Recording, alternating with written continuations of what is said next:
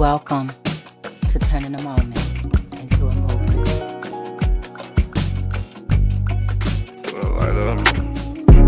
This little light of mine, I'm gon' let it shine. I'm gon' let it shine.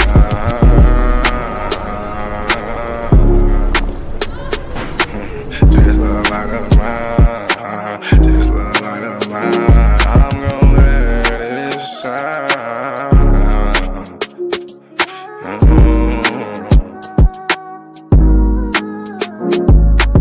This little light of mine, I'm gon' let it shine. I'm gon' let it shine. This little light of mine, I'm gon' let it shine. I'm gon' let it shine. Oh Lord, just let it shine. This light of mine, this light of mine. Oh Lord, would you please just let it shine. Take the drama out of my life. Oh Lord, every night, the pain ain't right. I wake up at night, I never sleep. 26, 10, and 7, that's just me. Every day I need a little seed. I need a little fresh air, man, I need to breathe. All I know is trauma, all I know is tickets. All I know is no visit, all I know is a mission to get straight up out of prison. Lord have mercy for it. Lord have mercy on my people. Preacher Mary Washington and all my real. Lord have mercy with my people. I pray to God, we really need you. When I was down bad, when things weren't going right, every time I prayed at night, I put my hands up in my face. I said, Lord have mercy, little light of mine. Lord God, please let it shine. It's the drama that I live in my life. I swear to God, I was a bad guy every night. 10 toes down, salute. Everybody suffering, everybody who trying to make a way. Everybody looking for the sky, everybody looking for that piece of pie. In a law library, I know what that feel like. Hoping that somebody get active and involved in your situation. Man, pop your collar and pray. Cause Lord have mercy on my soul. And they make bad guy father get out soon. And the rest of those brothers who be mobbing to child each morning. Oh man, I ain't going to this afternoon. Man, I'ma miss dinner today. I got a couple noodles. Hey, you know what that feel like? Do you know what it is? And if you a victim of a wrongful conviction, suffered and served by Ken Worthy, then I know that you know what that pain feel like. And your mama know what that pain feel like. Your father know what that pain feel like. With that light, let that little shine. Let that light shine, a little light of mine.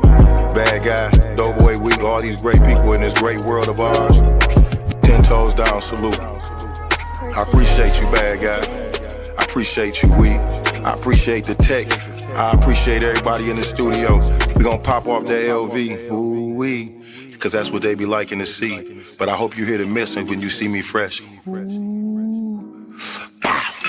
Salute.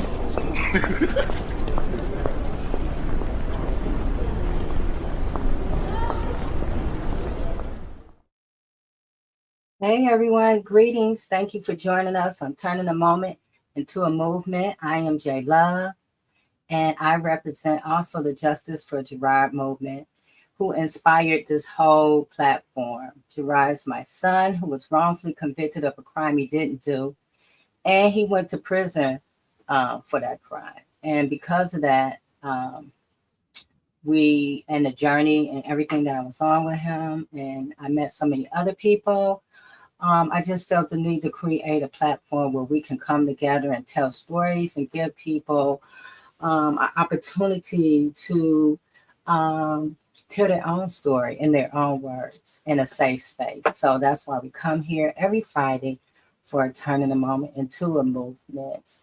I'm going to bring in, but before I bring in the panel, I just want to read you guys our mission is to bring awareness to all that are impacted from being wrongly convicted, over sentenced, mentally ill, and medically frail in our communities, to inspire, organize, and educate all communities about the needs to disrupt systems, policies, and patterns of the criminal legal system that leads to wrongful convictions. So again, thank you for joining us. We have a great conversation that's going to happen tonight. So we have maybe a little bit of technical difficulties, but we're going to keep moving while I figure that out. I want to bring on our panel. Hey, Revertia. Hello, Jay. Hello, everybody. I'm so glad to be here tonight. I'm telling you, Jay, we have much to talk about. I am the narrative transformer, and I'm telling you, Jay, we have got to continue to transform these narratives that prove to be injustices not only to us but to others who are marginalized in our community. And I hope, my prayer is that you guys stood strong today and that you held on to your dollars and that you not only stay strong today, but let this habit of being intentional with how you spend your money, your time, and your energy, let that be your focus. And really look at, how am I spending my money? Is this necessary? What am I doing to my community? Am I hurting it, or am I helping to bring it together? Am I helping us? Am I helping us all to build? So, Jay, I'm so glad about turning the movement into a movement, because it helps to turn things around, and it shows the possibilities of what can happen when we stand together. I am so grateful to be here this evening, and I am the owner of the Choice Zone. And if you need some counseling, I give discounts to anybody who has been incarcerated, anybody who has been wrongfully impacted. Just give me an email at tiataylor@thechoicezone.com. All Okay. right. All right, Revertia, thank you. Hey, Leslie.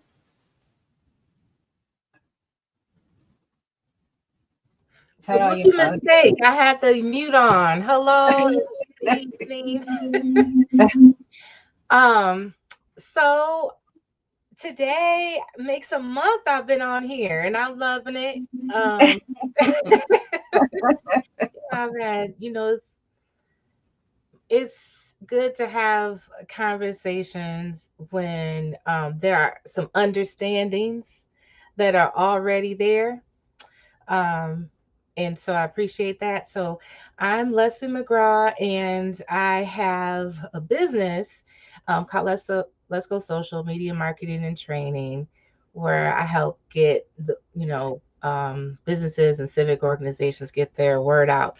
But how I'm most attached here and how I met with Jay Love and Trisha and all the whole crew is through my work as the founder of the Albert Williams Voting Corner. Well, we take the vote as one tool, democracy as one tool, but the end goal is liberation and collective power. So I'm all in for tonight's discussion. I won't delay it any further. Thank you, Leslie. And last, but certainly not least, Trisha. Hey. Good evening, my sisters. Oh man, what a blessing to be here. My name is Trisha Duckworth. I am the executive director and founder of Survivor Speak.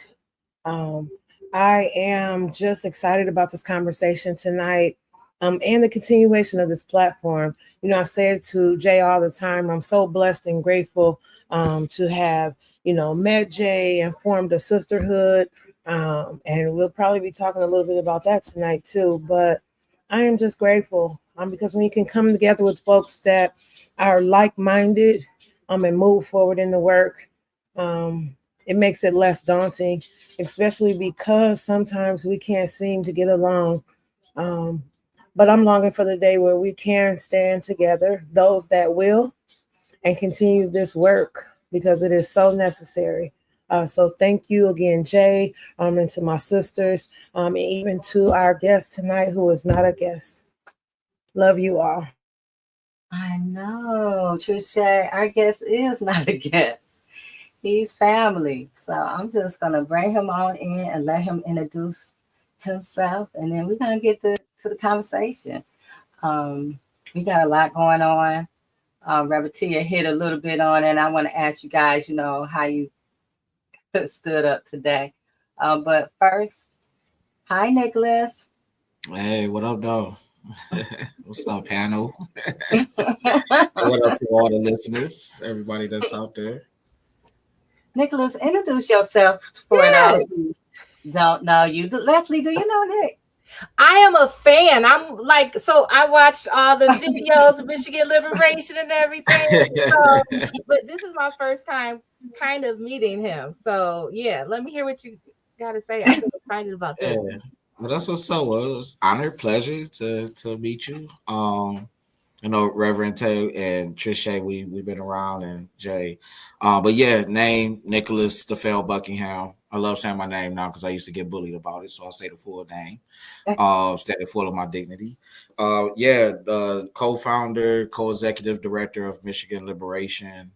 I would consider myself, you know, like a newly organizer, although I've been in this movement for about 8 years now. Formerly incarcerated. I spent close to a decade right here in Michigan Department of Corrections for, you know, active violence that not only impacted my life, I know that it impacted my family and impacted my community. And really give me, you know, this idea to lean more into like Black healing, the Black joy, you know, the things to celebrate that was taken away from me as a child. So yeah, master in social work. Attained my social work degree from University of Michigan, so go blue. I did my undergrad at Oakland University, so I'm still part of the Grizz gang family there. And yeah, I'm just a diehard organizer out here trying to end mass incarceration through a lens of abolition and healing. So that is a little bit about me. Yeah. I always, when I seen Nick, I remember the first day I met him and he introduced me to Trisha. And then me and Trisha, we just been together ever since. So I just appreciate you, just all the stuff that and how you and Michigan Liberations have really impacted my life. And I appreciate you. And I'm so glad and honored that you're here with us tonight. Oh yeah, appreciate the both of y'all. I remember that day, like 2020, right? Is that Yeah. No, that was yeah, like we were 2018, 2019. It was before COVID. yeah, before Yeah. COVID, we was on Kim Yeah. Worthy's head, like trying to get some justice for some folks. So it's Right. like, We was hey, all at the Brown, at the town hall meetings and yeah, yeah. we was trying to get Kim Worthy, but out of there. So And let me say though, what one hell of a campaign that was, from start to finish, with inclusion for the community every step of the way.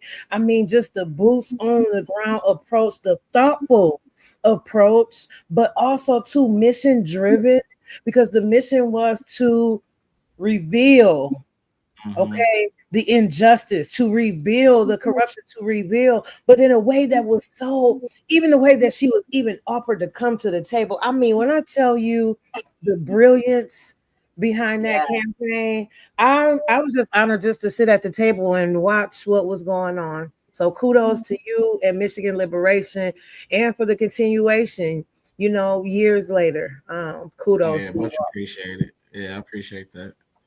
yes. I'm like, anytime I can say something about her, let me in. Put me in, coach. Yeah. I'm ready.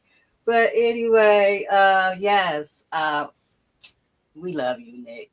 So tonight we're going to talk about Black resistance, Black liberation 2025 and beyond. And I had the opportunity to hang out with you guys this summer and at Big. And I learned in a week, I learned so much. I didn't think I needed to know, but I'm glad that I do know now because all of these young people who are so dynamic and they were really, including yourself, Nick, just, giving us a lesson about Black liberation that I didn't even know that I needed until I stepped into that space. All I knew, I saw the word healing and I was like, I need to know. And so, Didn't know what you was getting yourself into, right. huh? Okay, healing, I'm going. I didn't know that I was going to have to like peel all these layers back and really, show up in a different way that I was afraid to, show up as in this space. But I'm so happy that I did it in this group and with you guys. I felt protected. I felt that it was okay for me to be vulnerable. But also it empowered. I left empowered. Like, I'm all about Black now. I'm Black as everything. So I'm just glad that you're here because now we're in 2025. And like when I left, I did not think that we would be in this space with this president. I was like, so November came and I'm just blown away again, second time. Kim Worthy was the first time. This was like my second blown away moment. And so today I'm glad we're having this conversation because we had the blackout today. And then, I wasn't on social media until I seen the craziness. And I was trying to get, today is the first day because I was trying to get Tupac Gangsta Party on here. So I could play that right quick. I saw the president and the vice president and all that craziness. And I'm like, I'm so glad that we're having this conversation because these people is out their mind. So what is Black liberation now in 2025? Because this show wasn't like 2024 was something, but 2025 is on another level. Already it's like what, 35 days that he's been president. It feels like 9 months. Not very much, but I will say that we have never strengthened the Constitution. We have never strengthened democracy. We have never strengthened anything in this little American experiment without Black liberation. Like we've tested and pushed America to try to uphold some of what it said it'll do. And so somewhere down the line, we were abandoned. And look at us. Just look at us. Just look at us. And when I say look at us, I'm not talking about us in this room. I mean, the whole country, because we're all in the same leaky boat right now.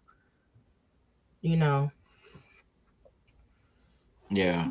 I think for us here at Michigan Liberation, and for folks that don't know, Michigan Liberation is a network of formerly incarcerated, directly impacted folks and survivors of harm and violence in the community, building power to make systemic changes, right? Like in our communities, within ourselves, in the system.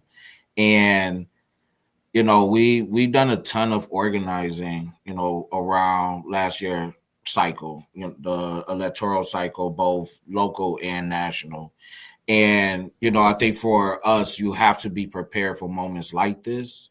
And when moments do arise, it's like, what do we bring into our community where we meeting folks kind of like in the middle, almost like not direct service, but a mutual aid.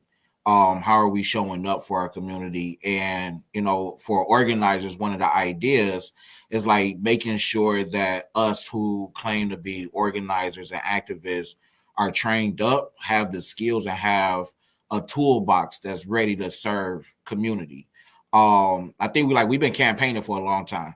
And we've been through a Trump administration, we've been through Obama administration, we've been through the Bidens, the Bushes, and everything else. And it's constantly like, what are we getting out of this?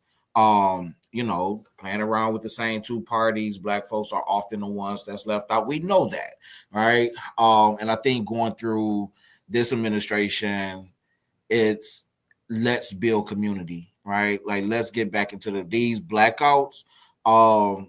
It's perfect if it can sustain itself and be long term.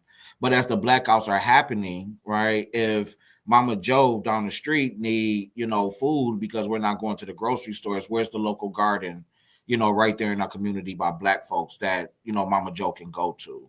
For us, we have a bail program. So it's like if Black women go to jail, we're going to put our resources up to go and bail a Black woman out to make sure she's connected with her children during this administration. So we have to think more community-wise, more mutual aid, get back into the relationship building of each other, and prepare for like the next, 3 years and 9 months with this administration and fighting to build power with.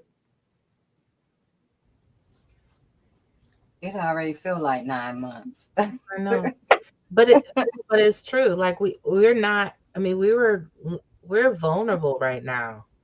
Mm-hmm.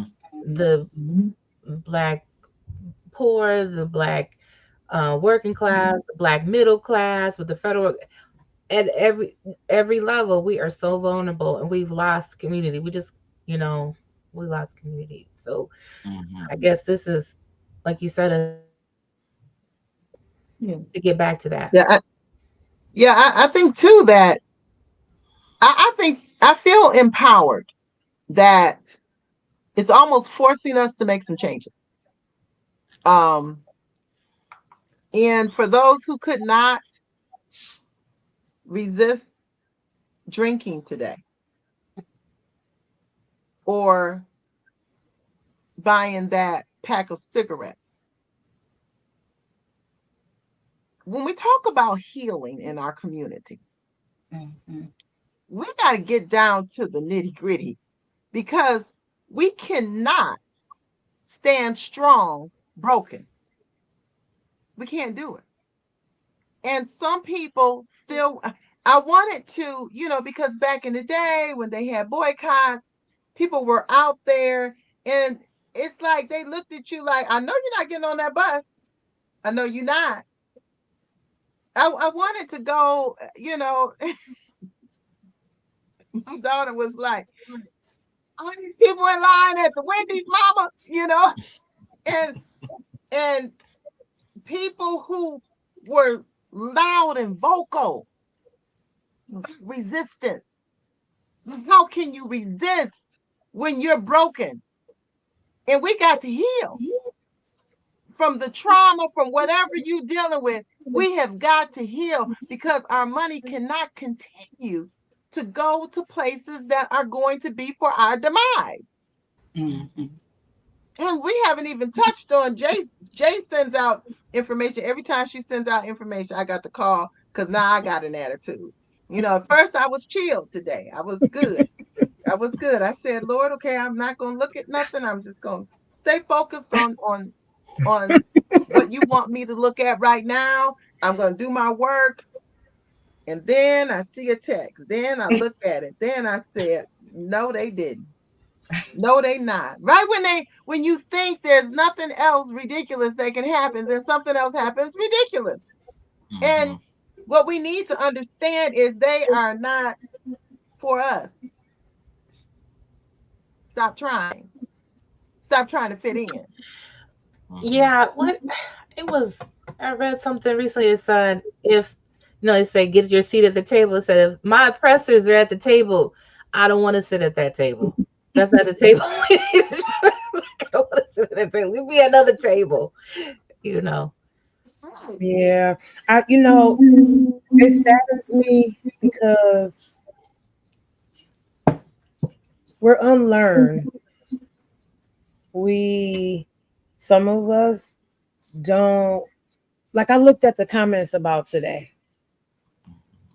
and I seen the divides, and the magicals were talking, other folks that didn't understand were talking. And I think what it is that when we talk about this all the time, the lessons that were passed down should have been passed down, weren't really passed down. So a lot of us don't have a sense of standing for something. A lot of us have the sense for going along to get along. Because don't make white folks uncomfortable. Don't make rich. Just try to get in where you fit in. Do the best that you can. So we weren't taught to stand.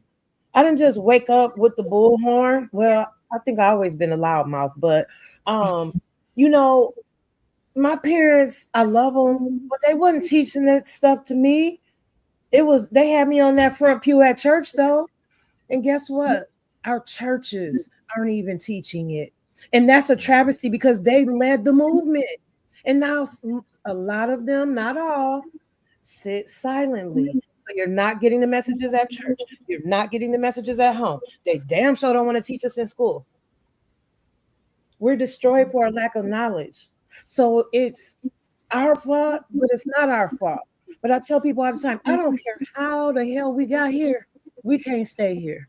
We have to move beyond this and teach the lesson. That's why we're boots on the ground, pulling up in the hood, telling people they got to vote, but you got to do more than that too. Like these lessons people really need to learn, and everybody ain't going to go, but those that will spread that word. And that's the hope that we keep moving forward with. Yeah. Now that's real. I want to, the program that Jay Love spoke about, the training big, stands for Black Intensive Groundwork. And one of the ideas is like constantly keeping us connected with the ancestors, right? In which like we have a program, Return to Reclaim, where we're taking folks over to Ghana, right? So that we can have a kind of like a bird's eye on white supremacy, all right, imperialism, all of the isms that we can possibly think of how these things are birthed, and what they look like over, looking through a slave dungeon and then coming over here. Like, yeah, a lot of our knowledge, our wisdom get lost, right? But it's those of us that know it that has to keep that going, right? Those of us that know it constantly in the community, having platforms like this where we can spread the word, having house parties, having core teams and bases where, we can continuously do that type of political education, keeping our people grounded and centered on, how to fight for justice, how to fight for your own equal rights and your power, right? And I think one of the things, like, I wouldn't say it's our fault. Like this is the design of white supremacy, and it's working perfectly. Nobody said that, white supremacy, whiteness would just, evolve in one day and then control things for one day and then dissolve in one day. Like this was a generational tactic that was used to keep us deaf, dumb, blind, and everything else that you can think of, right? From the knowledge and wisdom that will really propel us up. That we're fighting about going to McDonald's. It's like at the end of the day, it's poison, but we're fighting about that, so we have to continue with these type of platforms and driving that narrative and telling our story. They're erasing our history, they're erasing our story. We have to continue to tell that story, Thank you that's key. That, because I'm sorry, Reverend Tia. Thank you for uplifting that. I preached a message one time, and it was this: it's not my fault, but it's my responsibility. It is our responsibility to keep teaching these messages to everybody who will listen. So thank you for uplifting that. Yeah, I second that, because the thing about it is we can't depend on somebody else to tell our story. And we are the only ones who are waiting for somebody else to tell our story. And it's like we won't tell the story unless they tell it. The story is going to still be told. I don't care what you take out of the schools. The story will continue. Now, my mother walked and marched alongside with King back in those days. She was a militant. And so I got that information, but she grew up poor. She came out of St. Louis, Missouri, and and then came to Michigan, after my grandmother remarried. But knowing the history on both sides, it is empowering because I wasn't, when you have the idea, when you know that you weren't too far away from being a slave in my generation. Okay. So when I looked at my grandmother's, because my grandmother lived to 94. So I look at her mother was freed during slavery, but she was a slave. She was born a slave. Wow. Too far removed for the great grandmother. And so a lot of times the young people now, unless they were told, unless they were brought up with that knowledge, unless they knew the history, then they don't know, and they don't feel empowered, and they do feel like all the odds are against them. But when you grow up knowing history, and you don't even have to know your own, let don't get it twisted. You just need to get some history in Black history, so that you Mhm. can hold on to it, even if you don't know your exact lineage, because certain things are the same around the world. Everybody was Black. Check it. I don't care what continent. I don't care Asia. I don't care if you look at the original people anywhere, they were Black. But if you look at the history of genocide, genocide has happened everywhere to get rid of who? The indigenous people. Who are the indigenous people? Us. Why are they all afraid of us? We got power. We got power. So, Well, so we mhm. still got it. And once you get a hold of that, then you get excited about who you are. Go ahead, Trisha. I think That that was was that. me. I was just gonna say that so my mind is just all over the place right now, and I love history, and so one of the things to recognize is that at some point individual liberation became bigger than collective power. Do you get what I'm saying? And um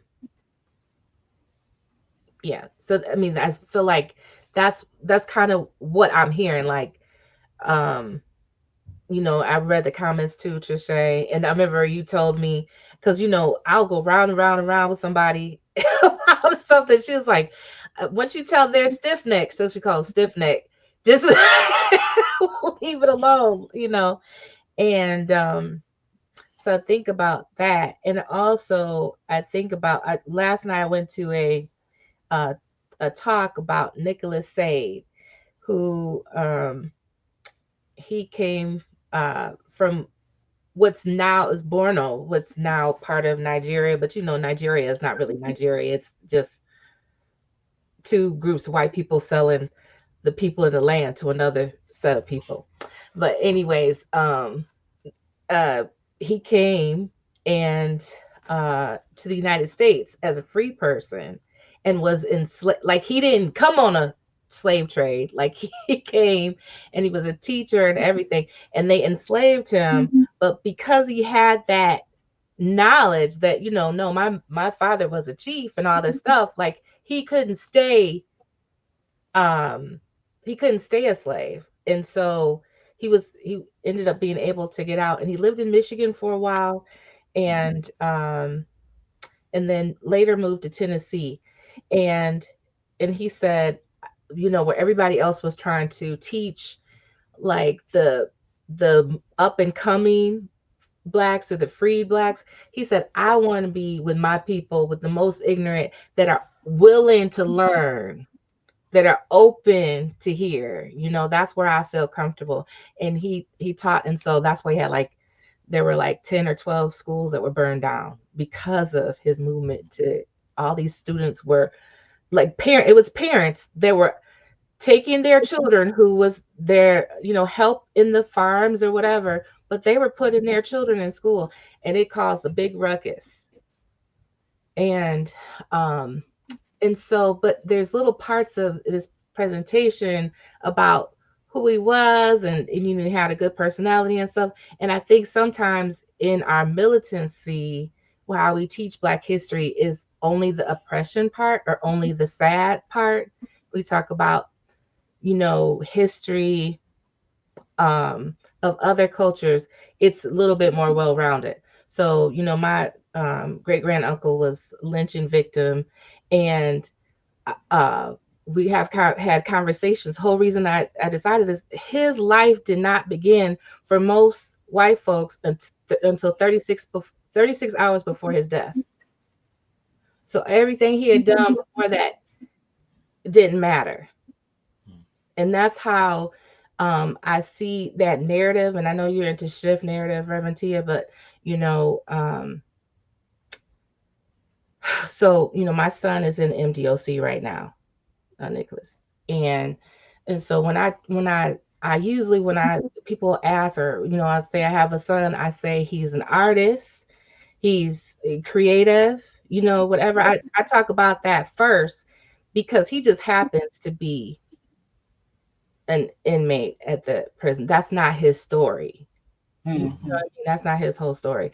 And when we talk about history, whether it's now in 2025 or in the future, or we looking at the past, we have to tell like the as much as we can, the whole story. Yeah. Yeah, that's good. That's great. That's great information. And it's true. And we got to go beyond slavery. Yeah. We got to go before, like you said, we got to go before that. We got to, look, my grandbaby is running around talking about the queens of Africa, and and knowing, studying those queens. But see, she got a little in because we know our history is from northern Ethiopia at the time, which is present day Eritrea. So when you know that, then you can go back. But we all can still go back. We all can still go back. I don't care what continent we're on. The queens, the kings, the pharaohs. You're looking at us. Mm-hmm. And we are the beginning of all things academic, all things physics, all things math. But they try to turn that around. Who was that who wrote the conspiracy of black boys? I forget the author's name, but they try to turn it around to make it seem like our children are less than, and that they can't learn, and that they're rambunctious. But we learn through movement. We have to move, but our bodies are designed to do that. And so sometimes we've categorized a child with ADD or something, and they don't have it at all. They don't have it at all. And I tell the story. I had to fight for my son and tell the teacher that she's not qualified. And you don't want to go to court because you're not qualified to say a diagnosis. And he could read. She didn't know he could read. How come you don't know he could read? He's in your class. You didn't know he could read? Or you took for granted. He's trying to teach the other children because he already know what you're teaching them. Then I asked her, do I need to send materials for him, or can you handle this? And that's how we have to do. We have to be advocates for our children. And we're talking about healing and taking our families back and doing everything that we need to do for our community. It involves advocacy at every level. At every level. You're right. Yes. One thing my mom did, because both my parents, they didn't grow up with Black history and all of that. So I listened to the old folks, and then my mom put me in connection with folks that she knew more than her. And that takes, now that I'm this age, I just think about that as a mom. That takes a level of humility to say, I don't know, but I'm putting you in the path where people know, versus saying, I don't know, and I turned out okay, so she don't have to know either, And I think sometimes I think people use that as an excuse. Yeah, you know what I'm saying? I don't know, so I ain't gotta know. And so fast forward, here we are today. I think so much our history been, I think you might have said that, Leslie, so much about the struggle. And so soon as we kind of got a little bit out of the struggle, we kind of ditched the history and start, focus on, oh, I can do this now, I can do that now. And it just got further and further away until it's back into your face again. Fast forward to 2025, we're talking about the things that you know, my dad probably was telling me when I was a kid, you know, that's going up, minus drinking from the black and the water fountains and stuff like that. Who says, you know, that might not come back up? I mean, so I'm just saying, you know, these things that we're having those same kind of conversations because we didn't take care of our business. So now history is kind of repeating itself. We're back in that cycle where we need to go. So when you look at today, when we say economic blackout, there are some people kicking and screaming like, no, I want to go to the store. I want to go to Target. They don't have a clue on how to stand up. A lot of it is fear based. And a lot of it is, you know, people want to hold on to this so bad, um, how they were living or whatever, so bad they don't want to give it up to stand up for their own selves. You know, it's not just us, you know, a lot of people voted, you know, for Trump. And I think, you know, they wasn't thinking about us. They was thinking, oh, well, whatever happens to them, that's on them, you know. They felt like it wasn't going to affect them. But now, today, it's touching everybody. It's not just us or it's not just Latinos. And it's not like, it's everybody. It's going to affect you in one way or the other. So you're going to either stand up or you're going to get trampled over because people are tired. We're talking about is what, the end of February, so a little over a month, and we wore out already. You know, I don't know if y'all, but I am. I wore out already. Every day is a different level of crazy that's coming on TV. You know, Trump Gaza, and he had that whole video. Trump put that video out of he got golden statues. Like, what the hell is you talking about? $500 million gold car. You can come to America. Like, all this is, and it's just like, come, why not shop? Why not go and patronize the people who ain't thinking about you? Why not? Yeah, And it's like now. Okay, go ahead, Nicholas. Go ahead. Yeah, I was like, yeah, the times now. You know, I think I turned on the TV today and seen the argument, you know, between folks, and I'm just like, and is this where, you know, we're at again?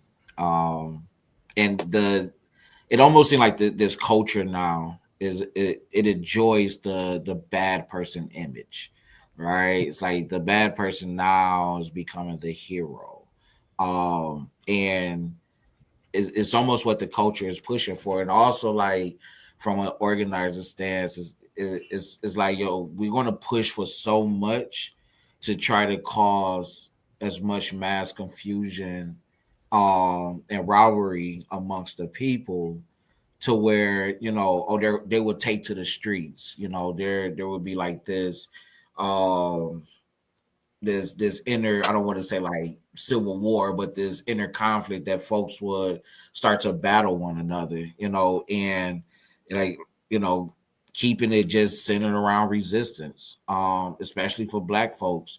You know, I remember when Trump once said, and it went viral. It's like, Black people, what do you have to lose?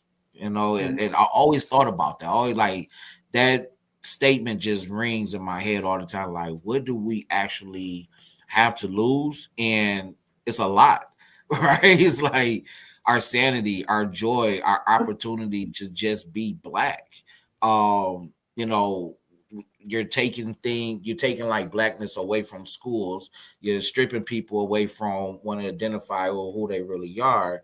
And then you ask that question, like, what do you have to lose?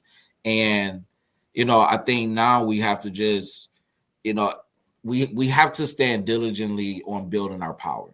And we can't just continue to, like, throw the bricks at, you know, the Donald Trump regime. We got to look at the Dems too, because they play gamble and Russian roulette with Black working people, right? Lives, Black lives, colored folk lives, right? They play Russian roulette with that. And now we're in this predicament. And I think for us, you know, we have to come back to the table and say, oh, what is it going to really take for us to build real power? right? People and money, building the things that we need in our community. You know, if we want to see a change in this legislation, we got to get the real ones elected. And we got to stay away from the politicians that are career wise, right? That's Career been in there for, politicians, right? yeah, career politicians. We need to like honestly move at a place where we're organizing and getting our own folks into the Capitol, into Lansing, into our city councils. And if we're not going to do that, we're going to continuously be ping pong back and forth between a Republican narrative and a Democratic narrative. And we see, like, we have examples that this works when we organize from a community stance. Look at Ann Arbor or Washtenaw County, right? We pushed Victoria Burton Harris here in Wayne County. However, like, she got the seat over there in Washtenaw, and I like, that's community led, that's community driven. I'm not going to give the prosecutors over there like all 5 golden stars, right? But have there been things that we've been able to meet across the table from a community stance? And it's like, yeah, because they understood community at that time. You know, when we pushed the prosecutor in Oakland County, like, that came from our base. Wasn't a career politician or anything. And what was the result of that? Was like, we seen 22 juvenile lifers resentenced and come home. Oh, You know, wow. so we need to When have was this? this was in Oakland County with the election of Karen McDonald in Oh, 2020. okay. And so the point I'm making is, you know, we have power. Black people have power. We have a voting base. My goal is to build the largest voting base of formerly incarcerated people, and I know that we can do it because that's one of the largest voting bases in America, right? And if we have a thing that unifies our voice collectively across the country and across the state, we can start to see changes. We can really start to see changes, and we know that we have a 4-year runway right now to really be deep in our communities and asking those important questions to our folks that are charismatic leaders. Where do you want to take your leadership? Are you ready to take it to the next level? Where's our people at that identifies as us? Where's our people at that come from, you know, a working family background? Where's our people at that come from the hood, the poverty? Like, we have real leaders amongst us that can make serious change, but we have to be serious enough to get behind these folks and get them elected. If not, we're going to be stuck in this bubble, you know. And that, like, I'm so appreciative to have opportunities around trainings, but that's why we're doing it, right? That's like, people need to get trained up. People need these things. Organizing is dying, and the way that we know organizing is dying is because we're losing. Right. And the way, if we want to win, we have to get back into this thing of building power, organizing our people, real advocacy, and not just doing it for my own self. Right. Like, this is for my community. It's that mutual aid to give back. And I just love what you said. And I'm listening to you, and I'm thinking like, okay, he know it. But I think a lot of us that have had lived experiences do know, but our voices are other or deprioritized with the popular ones, and that's what I think we need to push on our cousins from another mother, is like, we need you to listen to us. I always quote you, Nicholas. It says here, those who are closest to the problem are also closest to the solution, but farthest from resources and power. I did an article on Michigan liberation a few years ago, and I quoted that quote from you, and I say it all the time because it's so true. Like, who best to explain how we got here and how we can get a game plan? It's not the next game plan to get whatever semblance of a democracy back is not going to happen at Congress, on the Hill, on, you know, at the conventions. It's going to be with us pushing those at the front.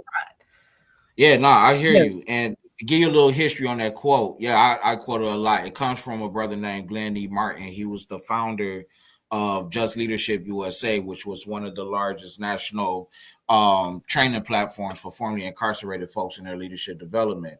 And I had an opportunity to take his year-long cohort, and that's when I first heard that statement, and it made so much sense, right? When I was coming up, coming through prison, I didn't really see a lot of counselors that was like me, and they won't allow me's inside the prison to counsel, right? And coming out, even going through, I didn't get an opportunity to do like any reentry programs. I went straight to school, and getting into social work, I start to see the counselors, and I say, yo, I don't really want the Becky from the hills trying to help me identify with my trauma and setting a goal of how I heal. Because you don't understand, I don't think they will understand, like, from my cultural stuff. I like to smoke weed, So, but Becky from the hills would tell me I need to go to rehab. You get what I'm saying? And I'm not promoting anybody like to drug use or anything. I kind of got my stuff together, but when I heard Glenn say that, those who are closest to the problem, and I look at this criminal justice ecosystem, there weren't many formerly incarcerated folks with a voice. They would say that they're creating a voice, but that's also creating our narrative and telling our story, right? That's tokenizing people based off the lived experience that they've been through, rather than giving us an opportunity to actually lead, to see if we can make change, take the risk and do that. Right. And so to take that out of a criminal justice ecosystem realm and put that into our community, we have these career politicians that this is their career. But could you imagine going into your community, the 7 Mile and Mounds, the 8 Mile and DeQuinders, going into the depths of your community and talking with those impacted people? Right? Folks that are impacted by poverty, lack of education, lack of government resources, and asking them just a simple question. If you had a magic wand and you wave it around and you wanted something to change, what would it be? And you would be shocked and surprised by the results that the responses that you would hear. We asked with Detroit Justice Center, they went in the community and asked young school children, if you had $500 million, what would you do with it in your community? And some of the most brilliant responses came from these children. However, the government of Detroit and Wayne County decided to spend $500 million on a brand new jail with additional beds for children. You get what I'm saying? And so it's like, who is making these decisions? Why are they making them? And how come the community is not involved in that? And we have, Black people got power. We really do. But we don't know that we have it and how to wield the power once we do have it. We like to leave the power on the table. And I say, like, the hell with the table, flip it. Let's take our power. And the way that we do it, we got to get us in there. We got to get the people that really empowerment. You knew that just because I smoke weed don't mean that I can't lead, or whatever it is, whatever that thing. And for a long time, like, I felt like, oh, I didn't have no reason sitting here talking about, wrongful convictions or whatever. My son is in prison right now. You know what I mean? Well, what audacity. But then we see that it's only those parameters are only for us, and they're not from us. That's the oppressor's gaze, because RFK, this man was just given a $3 trillion budget, and all this power, and he's admitted to being on heroin since he's 15 years old. A lot of them. I mean, he literally said it like he said it. I was on heroin, and because he used it to say, like, oh, antidepressants are harder to get off of than heroin. I can tell you, I was on heroin for 15 years. Could you imagine us saying that? And not only, let alone get to the White House, we wouldn't even make it in here. Our own community would attack us, like, oh, we can't do nothing in the community no more. Because what we do has always been criminalized. And that's what we need to. I don't care what you name it. It was criminalized. It was looked upon, whether it's hip hop, your dance, the dance moves you do, break dancing, rap, marijuana, you name it, until they could capitalize on it. They capitalize on it, but you still a criminal. But we also criminalize each other as well. We take on the same mind as the oppressor, Yeah, when I was advocating about Gerard Solomon, people was like, well, how do you know? I mean, people in my community question, well, how do you know? Um, Police just started arrest. This is 2019, and Black people saying to me that people don't arrest you for doing nothing. Like Black people saying this. And I'm like, you taking on the same mindset of the people who wrongfully convicted my son. You. So not only do we have to fight that, we have to fight each other because we are the biggest cheerleaders for white supremacy. We are the ones who take on the talking point. They don't have to. All they have to do is put the thought out there, and then we just go and run with it. People ran with this. I want to get what is that? That check. They want to get another check. A stimmy. And they just knew that Trump is going to give them a stimulus check.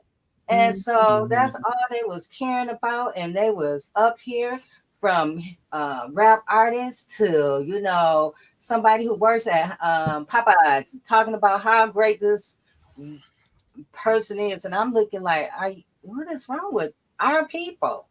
We have to fight our people on every level, even in this wrongful conviction advocacy. We are fighting people because we want to stand up and say this person is wrong and what we need to stand up against her. There's people saying, well, I can't say that. They want to, and it's like us against them. And that's how we still stay connected today. Because we're so distracted by fighting each other. And you guys said something. Oh, go ahead. Go ahead. No, I did that last time. It's your turn now. Okay, well, I was, Jay, you said something about when they put the thought out there, and we just run with a new narrative. Whatever is said, we just run with it. We don't investigate. We don't see the reality of it. And what is it going to take? It's going to take a collective consciousness on the items that are most dear to us, that are most important to us. All this stuff that they're talking about right now has nothing to do with your behinds. None of it. They are not talking about anything that can help people who are going to work every day, who can help seniors, who can help the people in our community. They aren't talking about our children. They're not talking about any of these things. And we need to stop listening to what people say and look at their actions. I hear what you're doing. How about that? Not what I see what you're doing. I hear, because my hearing is connected to your actions only. Just your actions. I don't care about what you're saying.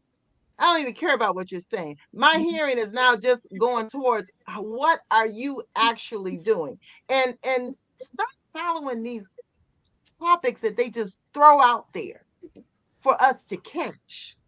They just throw it out there. And then we on the bandwagon. And we don't really have had anybody that speaks to just our community or the vulnerable populations. No one has done that.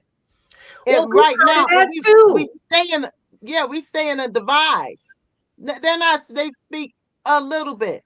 They're not really trying to make change. That's why it was easy as I don't know what for somebody to come in and reverse history in a day. In a day. But they see our Blackness first, right? Because we are veterans. We are women. We are men. You know what I'm saying? We are disabled. We all those things too. And so that's what they didn't understand while they was trying to get, back at Black folks. Everybody's got the same poison, right? And they've been at it a long time. I think it was Trisha who mentioned that, or Leslie, that they've been at this for years. You look at Project 2025, that's been in the works for decades. People who started on that project died and went on, and people continue. They continue the effort. Yeah. I mean, We just look need at the to have foundation. our boots on the ground and continue like that. It's Yeah. called Go the ahead. Heritage Foundation for a reason. They're trying to reclaim what they think was stolen, which was never stolen. Just got a little competition. The Heritage Foundation, which is funded by 130 major donors, which is that whole power mapping piece that I want to learn more about. That is And corporations. yeah, that's what I'm saying. Yeah, the corporations. Mm-hmm. So basically, all these corporations have a stake in this. They have a stake in Project 2025. Yeah. I think that all of these things are so real, right? Um, but we pay so much attention to the playbook of the oppressor. And you know, that's why in this season, in doing something different, I don't even turn I used to be a CNN junkie. I don't even turn it on in the morning. I don't even flood my spirit with that. My spirit is flooded with what it is that I need to do, we need to do for the empowerment of our people.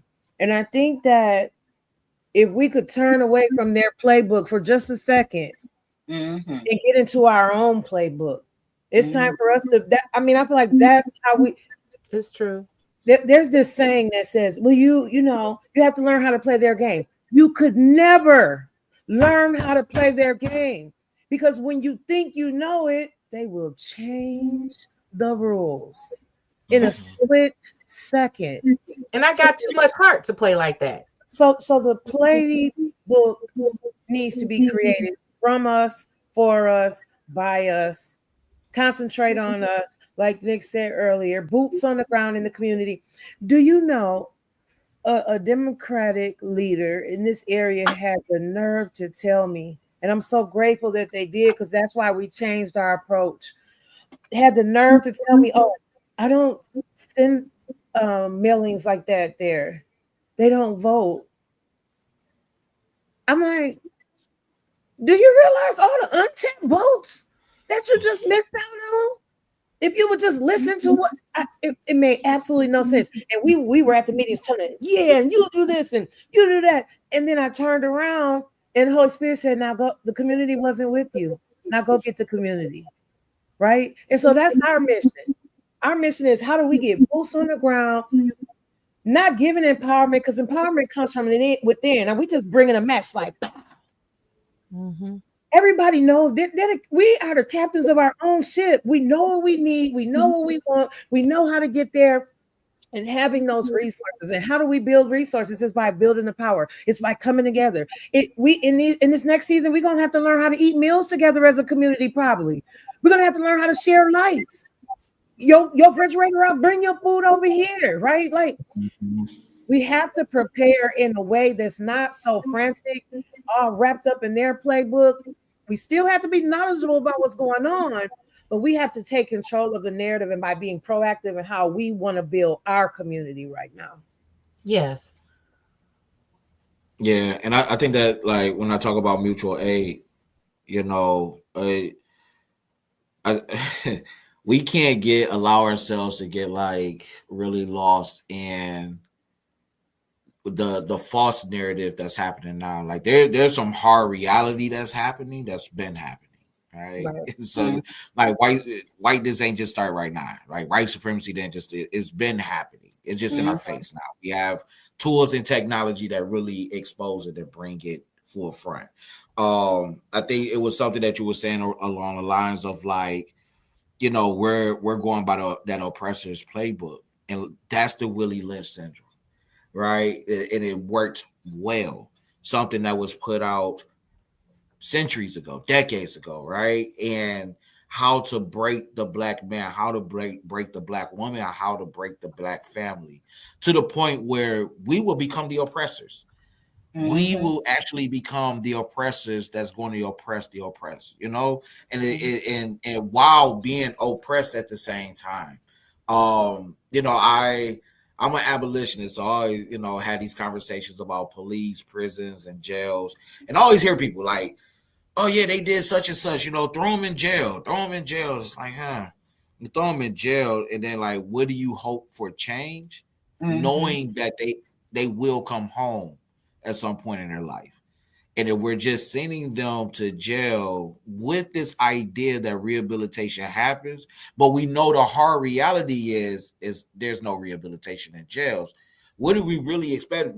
I don't think people really expect any type of accountability. Is just in this ideal of oppressing folks, right?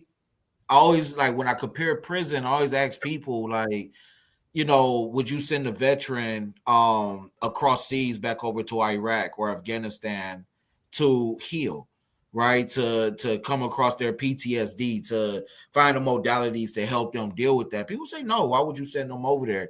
So why send somebody to the worst conditions known to mankind right now outside of slavery? Although prison is just another name for slavery, in the hopes that this person will come out as a full, upstanding, righteous human being. Many of us come out broken, full of trauma that we don't know what to do with, the anger, and then we carry the stigma, as many of our ancestors did that were free, right? Carry the stigma of the felony conviction. So now you can't get certain government benefits. You can't live in a house with your children and your wife or your husband. Or you're so stripped away from being a human, right? And so I'm just going back to that, just thinking of like, yes, we have to continue to have these spaces and conversations to remind folks that we can break away from that oppressor's mind thought, right? The ideas that we think keep our community safe is not keeping our community safe. The ideas that, you know, we think is keeping us safe is probably not really keeping us safe. And the other piece I want to bring us, you know, when we in 2019, I believe, maybe it was 2020, we did a brake light clinic, right? We occupied a space on 8 Mile, a very busy intersection, and we told the community, hey, police are pulling you over because of faulty brake lights. You can pull up here. Our organizers will fix those brake lights for you for free and also give you a political home where if you're impacted, you get to have, you know, a place to tell that story and amplify your voice. Y'all should have seen the line. It was throughout it was so long. The police, Detroit police tried to come and shut us down. And when they came, they like, oh, you got to shut this down. You got to permit and all this other stuff. It's like, yo, we're just fixing people brake lights. We're doing a service to the community where the police is getting like 40, $50 million. Just imagine if they were able to fix people brake lights when they pull them over, rather than I'm going to put you in jail. I'm going to put you in jail. We're not rehabilitating anybody that gets pulled over because of a traffic offense. If you're not paying their insurance, there is no rehabilitation. You get what I'm saying? So this idea like slavery never died. It's hidden in plain sight. It's called prison. We still have slave captors. They're hidden in plain sight where we see them. They're called the Mm-hmm. police, right? Right. And many of us, although I'm light skinned, so I probably would have been in a house known as like a house Negro, but too many of us wants to carry the title of now I'm the house Negro and I get to oppress people right here in my community. I get to do the things that have oppressed my ancestors and be okay with it. They're okay with it in these times. But we have to be diligent. As I keep saying, train, build the base, organize, political education. And if we continue to do that in our communities, we're bringing ourselves back to our body, back to the fight, right? And not allowing this idea that there's no hope out there for us or that we can give up. We can continue to fight, and there is hope out there. We got a 3-year runway, 4-year runway, and I believe at the end of that runway we will win. We just have to be diligent enough that we can build the power to win. Right. I'm praying that runway gets shortened. I'm praying every I that, am that, too. I want that runway to run all the way out. I ain't lying. And I'm, you know, the thing about it is that they think it's okay, like you said, because their minds have been colonized. You got to understand, if you have a colonized mind, what reflects that? If Mhm. your first thing is always, I'm gonna call the police on you. Um, If you're having arguments with your significant other, get some help. Mm-hmm. Go Yeah. to counseling. Yeah. They will criminalize you more than anybody else. Mm-hmm. Because once you go before the judge, it's different. You can court watch all day and you will see the difference in what happens to people. Yeah. And That then is true. if you Yeah. if you are an abuser, if you abuse and abuse women, molest children, when did that start? Where did that start? If you rape, where did that start? If you constantly having children without parenting the child, Mm-hmm. without being a mother, without being a father, where did that start? Where did that come from? You don't want to be bothered with the children that you have. You want somebody else to take care of them. Where'd that come from? Right. And you want to get paid without working, or you want to receive services without paying somebody? What kind of mind do you have? Mm-hmm. We got to ask ourselves, if do I have a colonized mind? Have I agreed in any area with the oppressor?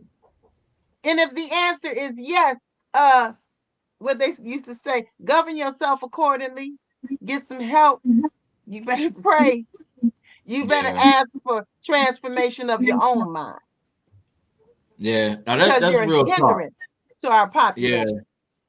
That makes me think about the last few weeks, maybe the last month has been it's been heartbreaking to Mhm. see how our community, especially black folks, right?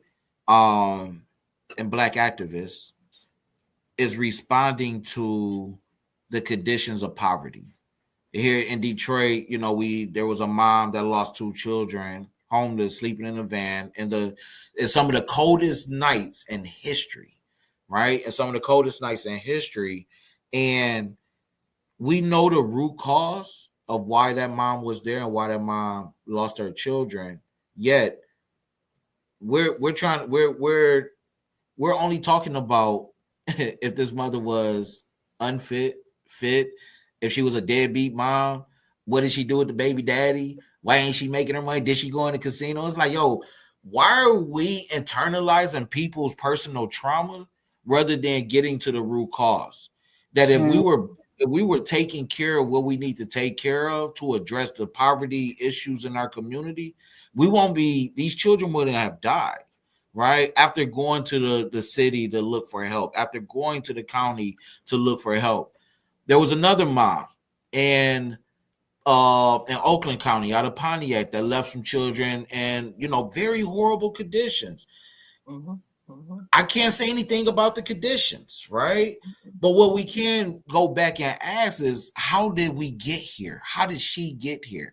And I'm sure that we will be able to power map and trace back the steps, and it will lead down to a root cause, which is poverty, right? That because people live in poverty means that the county executives and the workers don't have to do their job to go in there and inspect the buildings that are owned by the county because they live in poverty, because these people are poor. They don't feel that they have to go in there and inspect their stuff because it's poor people's stuff. So here these children are, right? And I say all that because I want to bring it back to this. I started the Black Mother's Day Bailout back in 2017, and there was a young mom who she had a baby. She was living in this house. She was on the Maya. brink of being homeless. Somebody looked out for her, right? She went to go Mhm. get her hair done, something that she is able to do, and we don't control that, and we should Mhm. not have a thought about that. You know what I mean? And her baby happened to fall through a hole in the floor that Mhm. she kept covered up with the baby's crib, hoping that Mhm. the impossible would never happen, right? But it happened, and the baby fell through this hole into the basement and drowned in sewage water. And the very Mhm. first thing our community did was criminalize her, and then our prosecutor pressed charges and locked this mother up. For what? Mhm. For being poor? For living in poverty? Right? You come downtown in Detroit, a lot of our folks that sleeping on the ground, the police will come through not to scoop them up and take them to a warming center, but to tear up their only belongings that they have and to tell them to beat it from that property or face the risk of going to the county jail because we're criminalizing poverty, right? So like the slave thing is still is living, and we become okay with it. Now we're becoming the narrators of people's personal trauma. Why does that matter? The root cause is that's what we need to get to. The root cause is why we need to go in our communities and elect the people that's really going to like stand up to Congress, stand up to legislators, and also be accountable to their constituents to make the change on the root cause. If not, we're just trying to like make changes in people's personal traumas, and we can only do that through healing, not through in addressing the systemic cause of like why are we in these conditions. Yeah. So I just wanted to bring that up. Like everything is being criminalized in some form, fashionable way. And the work that I do, I can tell you right now, Black women is the most criminalized population in the country, and nobody wants to say that. Nobody. I can't believe we just had a state of the state, and our governor did not speak about anything criminal justice as if we're not leading the country with clean slate, right, or anything else. But we also only have one women's prison that is overcrowded. It is constantly bringing in an additional 30 to 100 people, right? Almost every 3 to 5 days that are filling up beds in there. We're not talking about the amount of women that are sitting inside of our county jails right now because groceries are too high, so they're trying to make their ends meet for their children, so they might steal some Similac. They might steal that Similac that Kroger's or Walmart or Myers is going to throw away, once it gets close to expiration. Like, come on now. Why nobody wants to talk about the most criminalized, but we're constantly like having a conversation of, what is the Trump regime is doing. Like, no, what is happening to our people while all of this stuff is happening? Exactly. Right. Yeah. We have to do both. Exactly. I want to go to, seeing that you brought Huron Valley up, I need to go to Crystal. Segue. Like everybody else would go up there and get help and get treated. I don't deserve this. I'm burning up hot, sweat burning up my throat. My ears is just so bad. This is my head, my chest hurt. I'm swollen. Like I don't deserve this.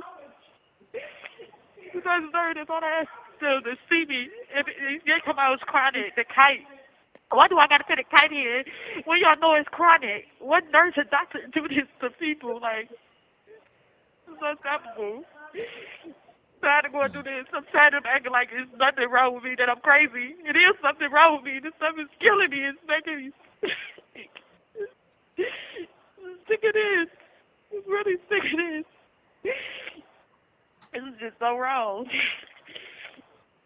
This is just so wrong. Trying to walk around here. I try to ignore my pain because I can't get no help. I try not to think about it, but it's not getting no better.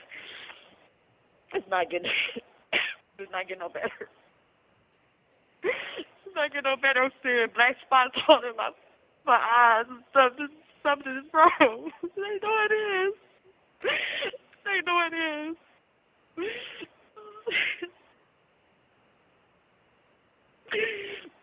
This is just not right.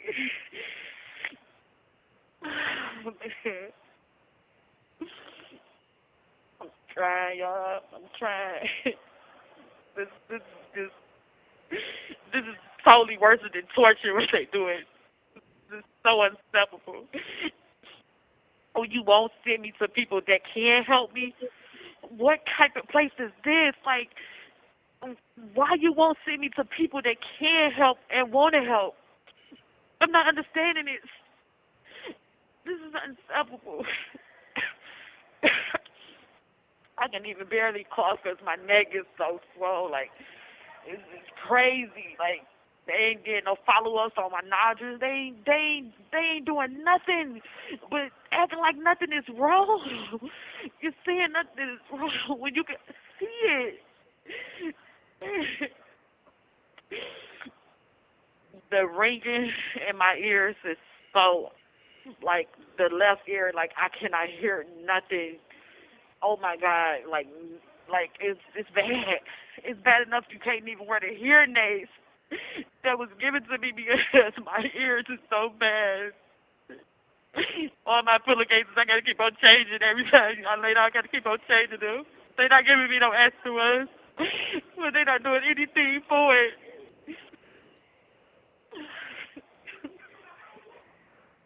I just keep on telling myself I can't let them get the best of me. Though. Gotta fight. Keep on telling myself I gotta fight. But I should not have to fight because this is their job. What they come here for? This is unstoppable. This is unstoppable what they doing. Everybody see it. Everybody see it. It's not like I don't see it. People asking like, even staff, even asking like, why is they not helping you? You're not getting no better. Look at you. The way I feel in my inside of my body. Damn it.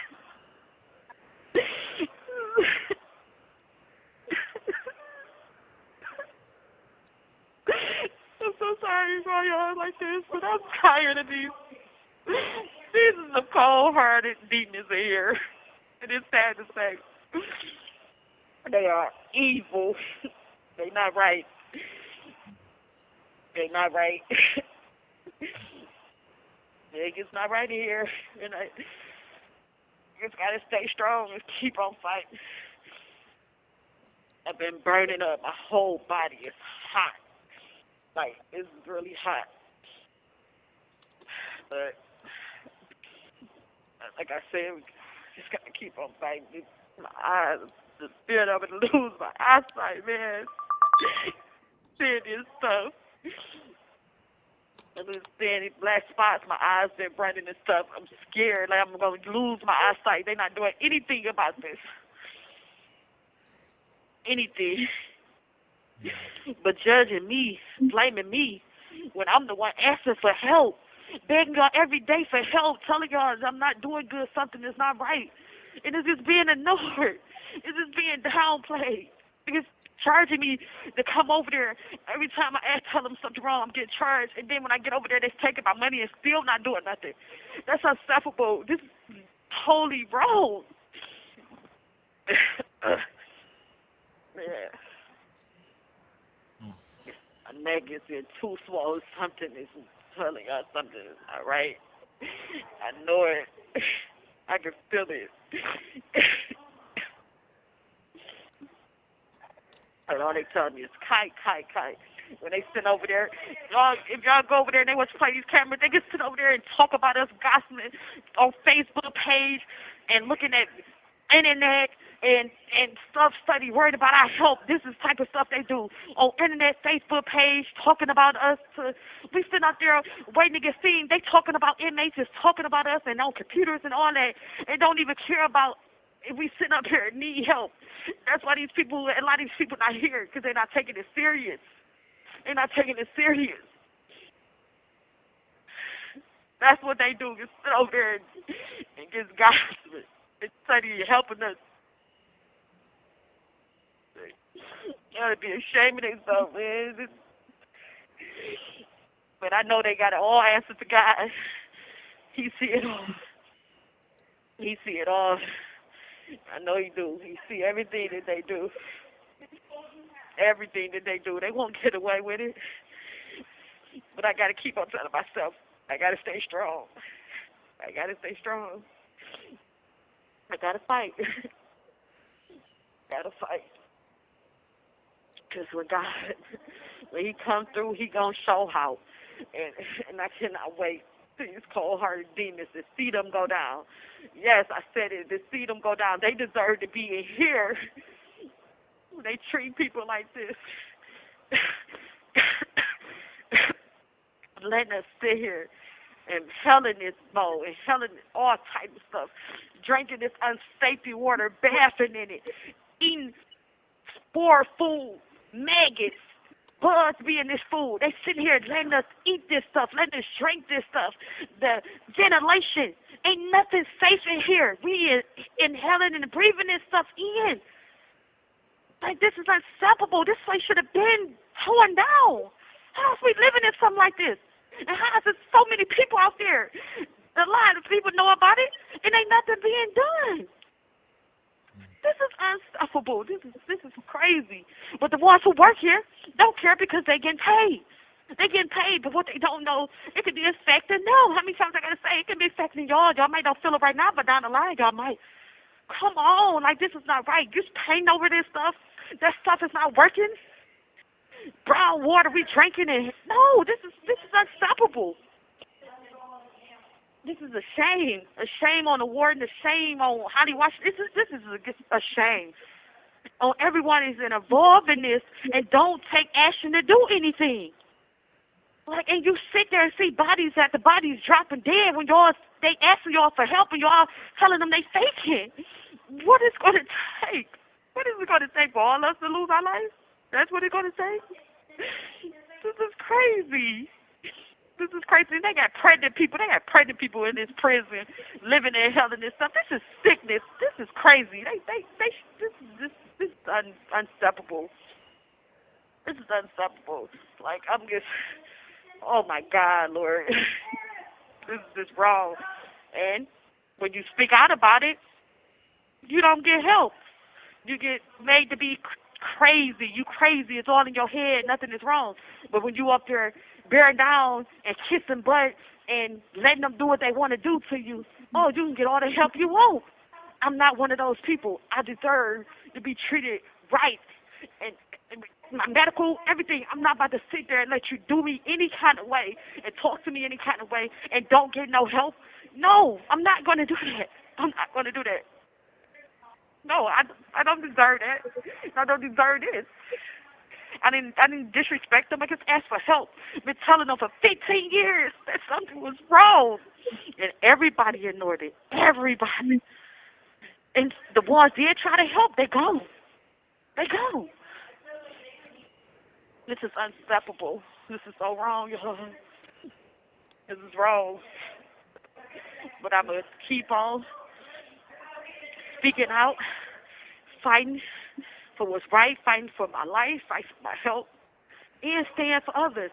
Be the voice for the ones can't. It's too many older people in here. These you guys sit here and see suffer and just die because they don't got no support. This is totally wrong. You have 1 minute remaining. Some got to give. Y'all got to come together before it's too late. I need all of y'all right now. Please come together before it's too late for me. Fight with me. Like, something got to give. It's been going on too damn long. And I'm sad. They let me sit here and suffer because I spoke out about my life. They not brand my clemency or anything because I spoke out what was going on and doing. This is what they do it to me, but everybody else deserves. All I ask is for help. So they holding that against me. But it's okay, because God see it, and he going to let it happen anyways. He got the last say, so he the judge. But I need y'all. I'm not doing good. Really not. They demons won't even see me. It's unacceptable. We got this together. Yeah. Thank you for using GTL. That's my conversation today with Crystal. She was so sick today. I talked to her twice today. She's so congested. And she went to try to get some treatment today, and they would not treat her. And told her that she needed to put in a kite. But she has a chronic condition that they know about. And they still won't see her. What do you tell the group? Somebody might be listening who doesn't know what a kite is. Yeah, a kite is it's what's the word I'm looking for? It's a piece of paper, you fill it out. If you need like medical service, you send a kite. If you need to talk to a counselor, you send a kite. And whoever receives the kites they're reading is supposed to respond to them. So yeah, when she says the way that you would need to go see medical, right? Is you will send a kite to ask for, the request for services. Yeah. So she was basically saying if you have a chronic condition, I guess you don't need a kite. But, they retaliate a lot against Crystal because she speaks out. She advocates for herself. And so this is another way how they retaliate against her. They make her go through all these extra steps or whatever. And they see that she's suffering. Today was a bad day for her. She was telling me about the ventilation. Some kind of dust is coming out of it, but the mold and stuff is bad. But she was saying once it gets like these days when it's starting to get warmed up, it gets bad in there. And so she gets really sick. And they just had this company out there, AAI, who are mold specialists. But they want to fight against her in the lawsuit that they have, her and some of the women regarding the mold.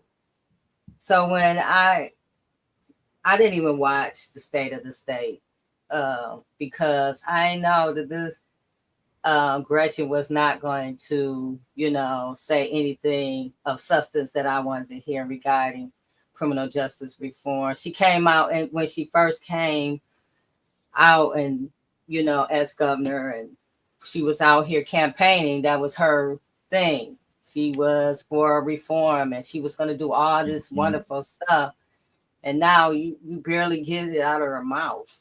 Yep. Meanwhile, all these people know what's going on in Huron Valley. They're painting over the mold. They know it's a big deal.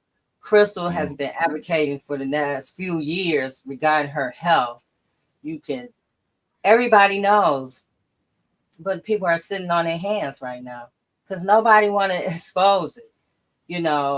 If they expose it, then it's going to set a precedent. And I talked to one of the lawyers and said it's going to set a precedent throughout the whole prison industry because of this mold. So they'd rather act like it's, she's crazy and tell her she's crazy. And, she was telling me about, the stuff that's coming out of her ears. Nothing has came out of my ears and out of my ears. I don't know about you guys. So that's not normal, but they're saying, oh, that's eczema. No, that's mold. You can see it in the pictures. So we just, we're advocating for Crystal. We're, if anyone can help us, join us. Trisha, can you come on the camera for a minute? Trisha and Survivor Speak is putting on information. Go ahead, Trisha. Yeah, so we were blessed with some students from the social department at U of M, and every space we're in, we're just trying to figure out different ways that we can uplift. And so we put it out to the students to see, what they thought. One of the things that they came up with is doing like an informational rally where they're going to have Crystal's information on a QR code and just pass that around through campus to get the word out and to get the word out for a community conversation that's going to happen as well there in April. So we're still working some of the kinks out, but the whole focus behind that is to just share the light, what's going on in Women Huron Valley Prison, feature the story of Crystal, talk to some folks that have been there that are home, right? Because they keep, as you said, trying to just isolate this situation to Crystal as if it has not happened to other people. We've heard Linda Sturmer talk about it. We've heard Michelle Pearson talk about it. We've heard so many women talk about the mold. And so we are having this community conversation. We'll have some lawyers. We'll have some public health folks. At this point, it's a by any means necessary kind of thing, right? Whoever we can get to. As a matter of fact, I seen State Rep McKinney last night. And after I asked him why he didn't show up to the wrongful conviction summit, talk to him about what is going on there. And so, I mean, we like you said earlier. First of all, we got to get folks in office who are really going to do something for real, and not just go with the flow and vote with folks, or just so folks will vote with them. All these political games that people keep playing. We need people that are going to stand 10 toes down. I know one day it's going to be me. I don't know what seat it's going to be for, but I will stand 10 toes down for my people. But as it pertains to Crystal, we are going to do anything that we can. We're working alongside the coalition with Jay, Reverend Tia, Leslie, and some folks from the nation. But we will share that information as soon as we get the date. And please go to Crystal's link tree. Please go to her link tree. Familiarize yourself. You know, the only reason why we can have mold in these situations is because, unfortunately, they're slaves in the minds of those that keep them housed. And so that's why that judge said, oh, well, MDOC don't have to have a mold-free environment. Oh, really? But fair housing says that if you live somewhere, it has to be mold free. Well, they live somewhere. What's the difference? The 13th Amendment? And they found asbestos there too. Yeah, so Asbestos mold. Mm-hmm. Yeah, it's, I know one thing, like, we got to call them out, right? Attorney General Dana Nessel does not care, right? Our governor does not care. Kyle Kaminsky at the Michigan Department of Corrections, of many community conversations he has been in and has heard these stories, he does not care, right? And ultimately, right, I don't think our community is caring enough, because we built this narrative that no matter what crime you go to prison, you're a prisoner. Mhm. And what I need for the community to understand is that these are still human beings. And your contribution to the criminal justice system right now is sentencing people to die. And we have to, like, be real with ourselves. We don't have a death penalty in Michigan, right? Not through the state, maybe federally, but not through the state. And we have to, like, should our tax dollars really be going into having these type of facilities? And not just mold, it's the overall prison condition, it's the overall culture of prison. If we don't hear stories about the mold, we're going to hear stories about correctional officers taking advantage of women. We're going to hear stories about women being handcuffed to the bed, right, while there's a male officer in the room and she's giving birth to a baby. Or maybe that baby is being birthed on the floor, right? And in the many men prisons that we have throughout the state, thinking about how many of those men that are in there, 60, 70, 80 years old, your tax dollars are going to that. And we have to keep this in mind that, you know, I talk with a lot of people, and a lot of folks are not thinking of 95% of the prison population is coming home one day. They're not, it's only a small margin that are sentenced to life without parole, life to actually die in prison. But for the overall majority of people in prison, they're coming back home one day to your community, not to a made up imaginary community for formerly incarcerated folks. That does not exist. We come back to your community. And if we're housed, or let's say if we're caged inside of these environments, that only causes more trauma.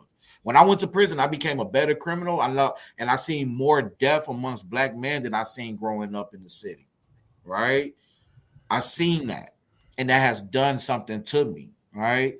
There's so many more that are in these prisons that are being impacted by this mold, being impacted by the overcrowdedness, the illnesses, the sicknesses, all of these things that are going on in there, on top of the oppressing prison culture of the guards, right? People that are human beings going in there and treating other human beings as less than, for what? At the end of the day, it's for what, right? Are you getting a kick out of this when you go home to your children? Are you treating them? We have so many questions for correction officers that I don't think will ever get answered. But at this moment, like, we have to continue to call these folks out. And Crystal Story needs to go national, right? Like, that's one thing I've learned over my years of organizing in this state. Um, Nobody likes a national story. Once it hits that national platform, they want to kind of not be seen as, you know, the state that's doing the wrong thing. They want to try to get their act together. So I'm glad that you have this this phone call recorded. That was sad. That was really sad. And if somebody that is listening to this that, you know, don't have the empathy or the sympathy for that person that was just pleading for their damn life, of not wanting to just die in prison. That's it, right? Of not wanting to die the way that they are being impacted. If you can't have empathy for that, you're a soulless human being. to hear that, and you would, not only is that happening with adults, but it's happening in our children facilities as well. Nobody's talking about it. Nobody's talking about the number of children in Wayne County that has been raped over the last 20 years. We don't want to talk about that because that's going to make a system look bad. So they cover it up and they try to get a lot of us charismatic organizers and leaders that's been locked up to go in there and talk to the young guys. But we need to start exposing that and telling the truth. Yeah. They're feeding us bad food. They're treating people really bad in there. They're making them exposed to mold. We seen something happen in the Wayne County jail during COVID when Michigan Liberation, you know, we put a lawsuit on both county, Oakland and Wayne County, to empty out their jails to protect people. And when that sheriff said there was nothing going on inside his jail, he ended up dying from COVID. They end up dying from COVID. So it's like, yo, when the community speak out about these things, we have to listen and then take action, and not just say, oh, you committed a crime, so you probably deserved it. That's not it. That's not it. I know a lot of children I have children. I ain't gonna say a lot of children that's bad, but a lot of children gotta do something. That don't mean that we have to pull out the biggest 2x4 and beat the death out of them, right? And that's what's happening to our currently incarcerated people, especially the women. And I thank you, J Love, for playing that. And for our listeners, I just hope that we can ground ourselves and take a deep breath, you know, after hearing that recording. Yeah. I went to a event a few months ago. It was a series actually between the Michael Thompson Project and the U of M Clemency Project, and like it was a lot of information. It was like, you know, drinking from a water hose. But one thing stuck with me, and it's that they did all these surveys or whatever, and 1 year on the inside is equivalent of 2 years on the outside. So your life expectancy is shrinking, even if you didn't have mold, even if you didn't have whatever, just because of the environment and everything. So, and I see it with my son, like he's still young and he's still my baby, but he's not the person that went in. He's only been there, I mean, not only, but he's been there for 3 years. And it does. And he's like, he's lost his baby face. You know what I'm saying? It's hardened him. And so we have, you know, privatized prisons started in Michigan 87, I think it was. And so since then, you know, we've had 4 to 5 times more prisoners since it's private. So it's more money involved. And since we're at this place, we got senior citizens. You know, my great uncle was mailed home. He died in a Michigan prison, was mailed home. Yeah. I mean, a lady just left out of Huron Valley. They just gave her clemency. She was 95 years old. Like 95 years old. Okay, she can go home now. You know, this is just insane. And so, you know, a lot of people don't want to have these conversations because they don't think it could be done. But it can be. We talk about wrongful convictions all the time. And we see how some of these people is 20 and 30 years, you know, before they get 14, 15 years before they can come back home. I mean, you know, and so it could be anybody. It's not just Crystal. You know, we can't even advocate because Crystal's wrongful conviction, because we're too busy trying to get, raise money so she could get to a doctor. And get Somebody, home. right. So we got to pay for them to take her. We got to pay for the guards and all of this. And then we got to get a doctor to see her that's not their doctor, so we can get some kind of, what is going on with Crystal? Why has she got all this green stuff in her ears? Why is her ears canal so swollen that she can't even hear, or she can't even put the hearing aid in? This is the stuff that we're dealing with. And then we try to talk to people about this, and all they see is she's in prison, not seeing that she's human, not seeing that it could be anybody. That could be your daughter, that could be yours, aunt, your sister.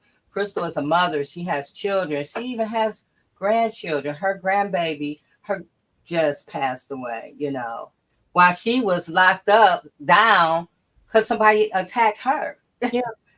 Somebody attacked her. Retaliation again. Every time we go out there, it's some kind of retaliation. It's a lot in a little bit of time. This is the 28th of February.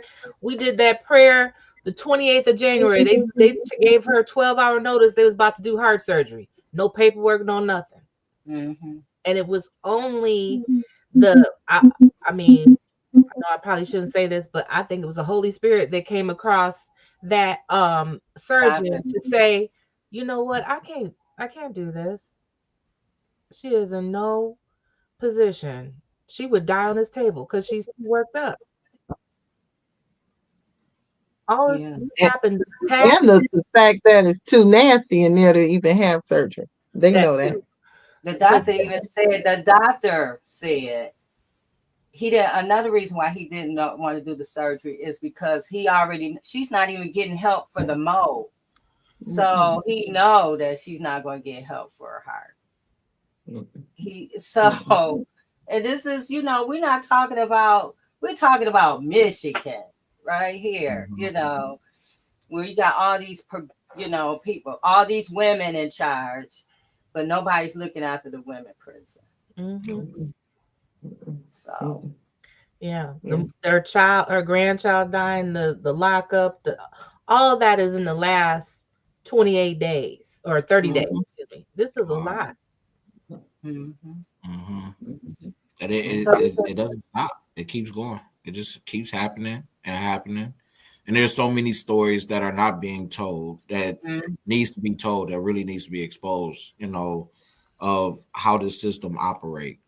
And I know people probably like, you look at criminal justice reform and who's organizing around it, and a bunch of formerly incarcerated folks like, oh, they're just mad at the system. We are. Like, we're mad that we were duped, we were tricked. And not only were we tricked, but we were first to come out and say, many people will come out like, oh, the system really helped me. No, it didn't. It didn't. It has not. All right. It doesn't. And also, we, especially Black folks, I just have to continue to call us out.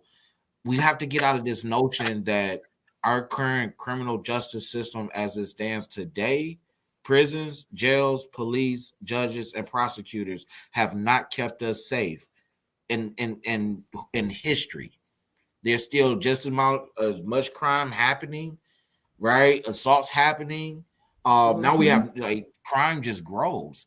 So these things are not keeping us safe. They're not really keeping the victims of some of these things safe either. And so we have to really be imaginary and rethink, what does accountability actually look like for many of us in our community, and when does that start?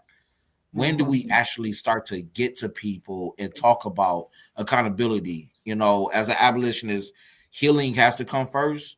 And always I ask myself that question, when does healing really need to come in effect? And I don't think it's at the moment where something traumatic happens in your life, because trauma lives in our body. Generational trauma, it lives in our back. That's why so many of our Black people have back pains. I need a massage, need to go to chirotherapy and things like that, because that trauma of our ancestors live in our back.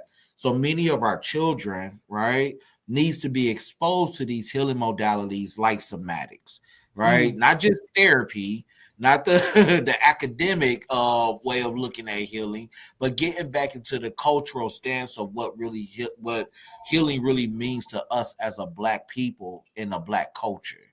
We're not doing that. We're going to continue to repeat the cycle, and people going to be in prison being taken advantage of, all in the name of rehabilitation. And these folks are coming out broken and damaged. Yeah.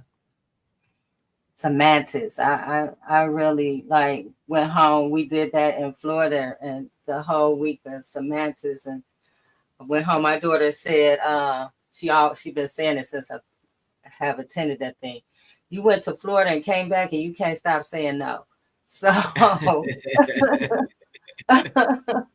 you're like, you would never say no. Now I ain't never heard you say no this much, but we do. We need those kind of modalities to get us back in touch with who we are, because so much has separated us from who we are that we don't even know who we are, and we say the craziest stuff. We looking crazy. We saying crazy. We're not a village anymore, and so we need to heal ourselves, like ourselves, so we can help heal our community. So, well, anybody you asked about when to talk to kids, and I'm just thinking about, we have to we have to know that third graders are surveyed, or they record how many third graders are in an area and their reading scores. That's how they populate or decide how many cells they're going to need. How many kids are reading below level. So some of it is just about, not necessarily talking about prison with a third grader, but putting that pressure on second graders, as in like knowing about who they are and being, having power of their own and autonomy over their little lives, and knowing how to read. You know what I'm saying? Yeah, that's so. I want to touch on that real quick, and because I want listeners to understand. When we see our communities impacted by lead in the water, this has a major impact on the development of a child's brain. A child's brain is not fully developed until around the age of 25, maybe 26. I know, hard to imagine that we can still be kind of like in a childlike mindset at 21, 22, 23, right? Kind of makes sense when we look at our culture and our community. But when we have lead in the water, a child that is taking in that lead has a 65% chance of going to prison before the age of 25. Now, put that together. A 65% chance, you can look that up, real numbers, right? 65% chance of going to prison before the age of 25, before their brain can actually be fully developed as an adult brain to make a conscious decision and understand if there's repercussions behind the decision that they're making. So we have to really pay attention to this country and our community when we start to hear these reports that there's lead in the water. Flint, Detroit, Van Harbor, right? We can go across this whole state and look at Black communities that are impacted by that, and that's going to determine, right? They already know these children. If this child is in taking water with lead at the age of 1, they're not going to make it to that third grade reading level, which says statistically that if a child doesn't make it past, make it to a third grade reading level, they have a 50% chance of going to prison before the age of 21. We really pay attention to what's happening in our community and where it's happening to and who is happening. It's happening to Black folks. And all of this is by design. This is how when they do census and all of that, the impact, and they know where to build jails at in the community. If Detroit lost its population over the last, I think the governor said the last 30 years, we haven't seen a boom in population until like the last 3 years. So if Detroit's population has been on the decline, why are we building an additional jail with additional beds? Because they already know that those children were impacted They knew way before they would even commit a crime. They know that they have a 65% chance of making it to jail before the age of 25. So they put extra beds there for Come the on future. through. They put extra beds there for the future. If you go down to that new jail that's in Detroit right now, a lot of those beds are not filled up. A lot of those beds are empty because they know for a fact that a lot of these children that are coming up, by the time they hit that age, those beds will be filled up in the next 5 years, in the next 7 years, in the next 10 years. All of this is by design, right? To keep us oppressed, to keep us in this imaginary slave plantation. It's not imaginary, it's real. Mm-hmm. They just call it prison. Right. And they do it in the name of rehabilitation. I just wanted to uplift folks. Thank you for breaking that all the way down. And so that's what I was alluding to. Like, it's really a whole formula. It's a playbook and all that. And so we can't try to rein our kids in and get them together at 16 when they working on our children at 8. We run out of time. Yep. Yeah. So now from school to prison pipeline, it becomes the cradle to prison pipeline. You remove the school out the equation, we're feeding kids the wrong things. And we know for a fact, we know these things, that it has an impact on the brain. And I'm glad that Beulah Walker is commenting in the chat. Jay, I really think you should bring in Beulah, you should bring in D'Amico, and they should have a conversation about what's really going on with our water. Water justice is real, and it's an intersectionality that when water is messed up, when housing is messed up, guess what? They have a runway ticket to go into prison. So we need to connect a lot of these issues in our community and not just keep it in a bubble or silo. Like, criminal justice is about water justice, is about housing justice, is about community justice, right? But we have to hear these stories, and we need the experts, folks that know who they are, and these academians that's only doing it in the classroom. No, come out in our community and tell us the truth. What's happening with our water? What's happening with our air? What's happening with our food? And how that has an impact on our children over the next 20 to 25 years.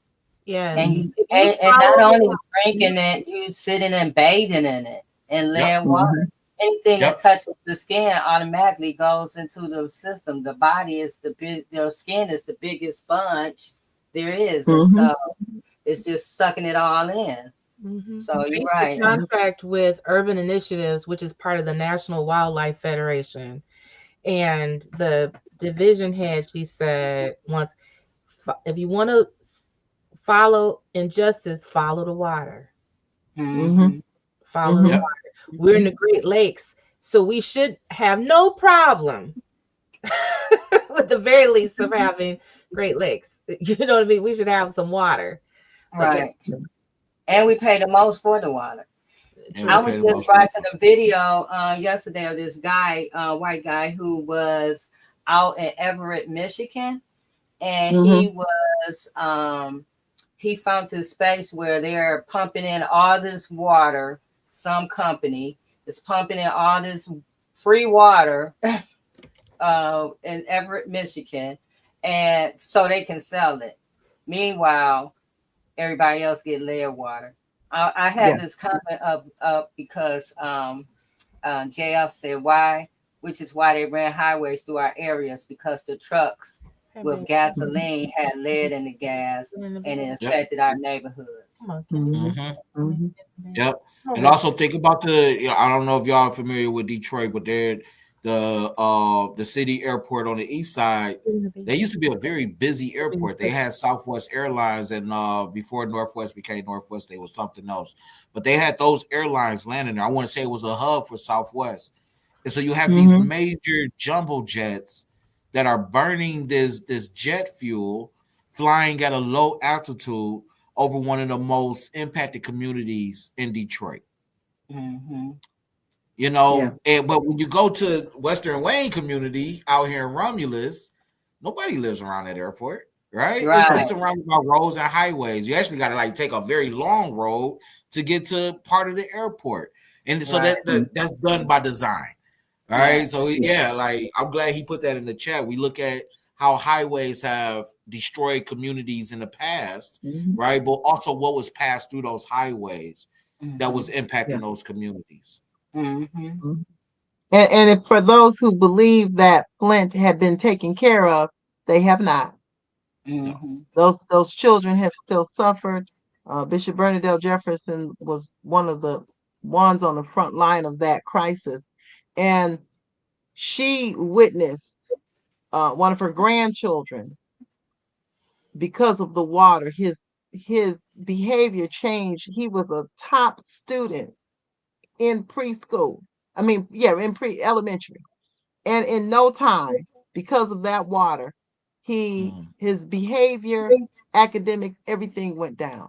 And so we gotta not, as a people, not get so excited about jobs being offered instead of looking what is it doing to our community.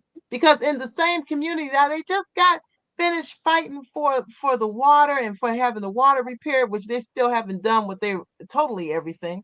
But now you got the asphalt company is out there. Asphalt company they wouldn't let them in some of the white communities that they wanted to go to, but who let them in Flint? So now the asphalt company is now in Flint with their pollution. So we can't get so excited just because there's going to be jobs. We have to stop. I love it, Armethea. We have to stop being a high class prostitute out here, because that is exactly what we are. That's what's exactly is going on in politics right now, is who can sell their tail the best, the best, who can give you the top dollar for your behind. No offense to Right sex now, workers.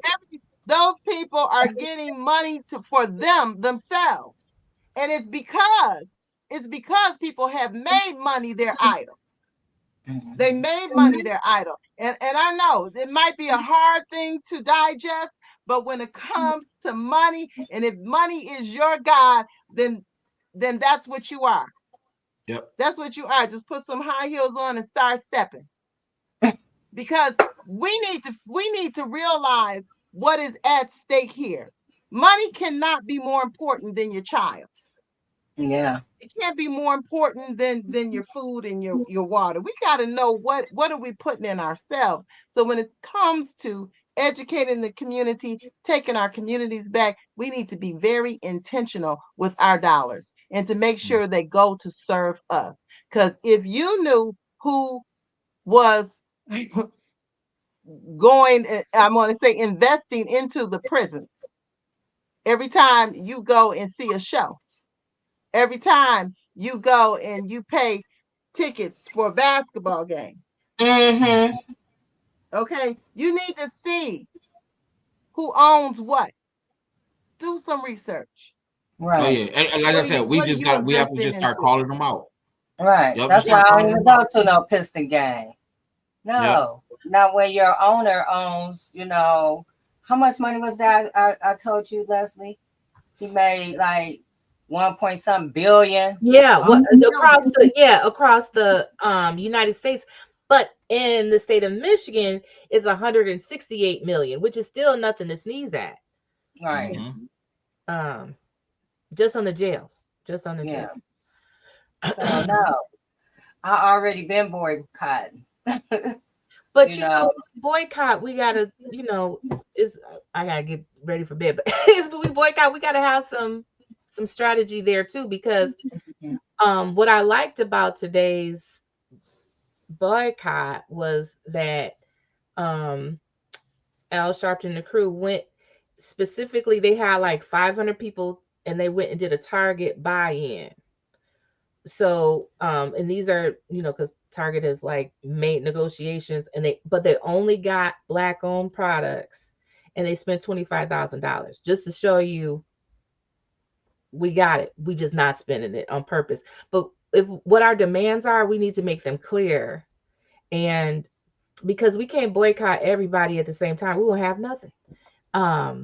But we can say, if we're going to boycott Little Caesars Arena or the Pistons or whatever, we need to know clearly who's the players, who's going to be hurt, and then, strategize around that with that knowledge that we have. So I have a different thought on that. I just think for me, when I say I'm boycotting, I'm not going in there, period. I'm not going in there. I'm not spending my money in there. Unfortunately, with boycotts and protests, it's going to be some sacrifices that people are going to have to make, and in order, the bus, if we look back when they had the bus boycott, they did not get on the bus. That some people had to walk, uh, had to get up hours so they can walk to work, even though, work was probably about 5, 10, if not longer away from their homes. They sacrificed because they want, I think, you know, going in there, spending that money, Target still made money, off these products, And so I just feel like, these businesses, unfortunately, you might take a hit, but we have to be more creative. When we say we're not spending our money, we're not spending our money. And we have to be intentional. We have to be more focused. And I think if we do that, because we always been spending. We use spending as therapy. If something going on, let me go buy me something. That's kind of in our DNA because of all the struggles and stuff that we have, our ancestors have went through. And so as Black people, we want to have better. We want to, have great stuff. Meanwhile, they play on that. They know that that's our thing. And so they take advantage. Target made a Pacific deal and they reneged on it. So it's time to renege on them. And so, and whoever else, that we have to renege on. We just have to say, hey, and unfortunately, some people, like you said, are not going to be able to, because in some areas, all they have is a Walmart. But you don't have, all they might have is a Target or whatever. So you have to be, intentional on how you spend. But the rest of us who can participate, we just have to be intentional with how we spend our money with people who don't mess with us. But so when you have that, all I'm saying is that I agree. I didn't go to Target. I'm still not going there anyways.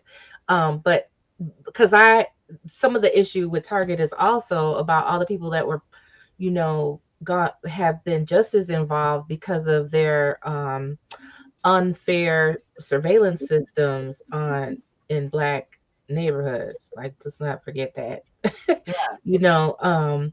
But what I'm saying is I wasn't really just thinking of just about Target, but what are our demands from these businesses? Like, what do we want from them? Like, we have to not think with emotion in that way, but we have, yes, intentional. Dr. Clay said we have to be intentional because we didn't have 1955. We didn't have spending power in the same way. We didn't have that card to play. We could only show them better. We could tell them, but now we're almost $2 billion or $2 trillion spenders in this country, and we still don't have no more wealth. So somebody's spending it, and we're not getting nothing out of it. But we need to spend to each other. They need to. So we want to do high production. We want to do it their way. But at some point, we need to just go straight to the vendor and purchase. And we need to find another way. At some point, because trying to make deals with the oppressor never works. It's not going to work. And that's why you have to be radical. And that's why you have to separate yourself. You have to separate yourself. And look, I've been on a 1 meal a day plan and you know why? Because I don't want to spend, and I'm putting healthy stuff in my body because I'm not spending my money at putting crappy stuff in my body. I'm not going to do it. You can come to my house. I'm not putting crappy stuff on my stove. I'm not Mm-hmm. feeding my family stuff that's going to kill them. When What's you that? know the byproducts and stuff in this food, the food is not good. And where do they sell it? In our communities. Stay Yep. in it.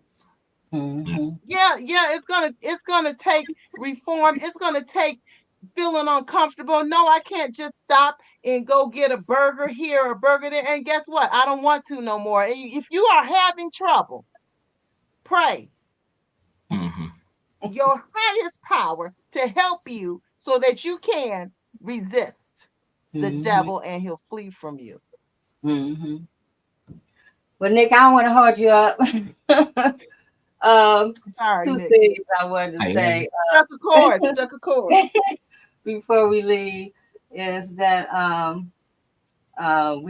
we have to work together. We got a mayor election coming up and a governor election coming up, and so we have to do our due diligence. We just can't vote for people because they're the name or they have whatever behind them. We have to, with everything that's going on, this is the time for us to reevaluate how we've been doing stuff and having conversations that probably the candidates have never had before. We're going to have these conversations. Not just anybody can be our governor anymore. Not everybody, just can't anybody be our mayor anymore. Like, we have to look for people who have the same agenda as we have, and we have to have these conversations with not only with them but with ourselves. Like, what are we expecting? What are we looking for? We have to have these conversations, or we're going to keep the same cycles going on, and we're going to be in this bubble, and 4 years from now we're going to just be out of here because it's going to be so much. And number two, thanks, Nick, for joining us tonight. I really appreciate this conversation. Beulah, if you're still here, me and you, so funny you said that because I talked to Beulah before about coming on here. So I'm going to reach out to her and Nick, D'Amico, and see if they'll Yeah, you come gotta on. get them on. Yeah, they've been doing this water work for some time. And just shout out to all the water warriors and the water justices out there. But Beulah and Miko has been so they make some connections with water that will blow your mind. Because we think water is just the essence of life, right? It's like she just put in there, like how many of us even knew that your water get cut off, CPS come take your children. Mm-hmm. They can criminalize you. That's poverty, It's like, wait, what? You take your children because they got water here? Okay, I get it. Right, because your house is considered what is unfit? it? Unfit. Yeah, if you don't have any water, like so all of these things that's against us, and we don't have these conversations. People will be like, "Well, I didn't know that."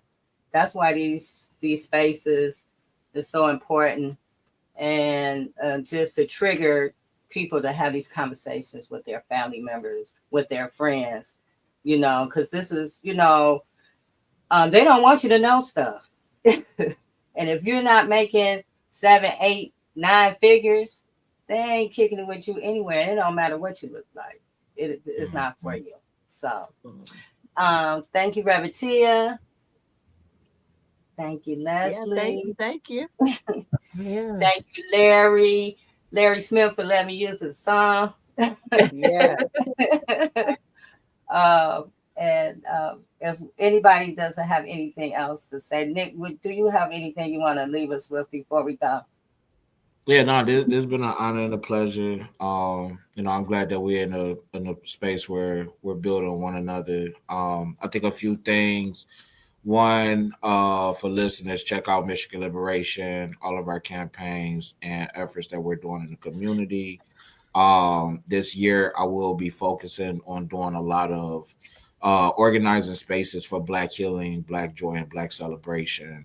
So bringing somatics, connecting people to return and reclaim, so forth and so on. And I think lastly, My quote, when we lock up a black man, we disrupt the household, but when we lock up a black woman, it disrupts the community.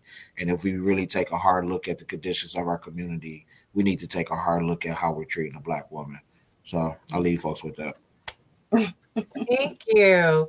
And that is miliberation.org, right? Yeah. Yep. Facebook, all the social medias, we're active. So, and their training is amazing. I want to. We have some trainings, and I'm doing a just real quick, like a movement cipher. We're going to be kicking this off in April, which is known as Second Chance Month. It's also National Poetry Month. I just got a connection with a really dope international artist, a spoken word artist that come from my beautiful Mass Live family, and hoping to do some collaborations where we can use art, music, poetry to really talk about the issues in our communities that many of us go through. So it's a little bit of entertainment with that message, right? So be on the lookout. April, we kick some things off through Michigan Liberation. Yay. That's cool. Yay. All right, you guys. Well, this has been a great night, great conversation, and we'll see you next Friday. Turning the moment into a movement. Good night, everybody. Just a little light of mine. I'm gonna let it shine. I'm gonna let it shine.